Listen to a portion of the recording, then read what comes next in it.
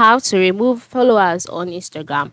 Hello everyone, welcome to another tutorial. In this video, you would learn how you can remove followers on Instagram. So removing followers on Instagram can be done in a few simple steps. And this is how to go about it. First of all, launch the Instagram application on your phone.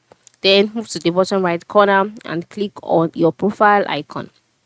And so once you're on your profiles page, the next step is to select followers. All right, on your profiles page, you can see posts, followers, following. So select followers, and then you will see all of your followers so far. So once you can see all of your followers, the next thing to do is that you can see the option remove right by the right side. So you can just go ahead and remove those that you want to. So you can just go ahead and click on remove, and then won't tell so click on remove, and then just like that the person would be removed. All right, users aren't notified when you remove them, all right, but they might just notice over time, but they won't be able to, they won't notice.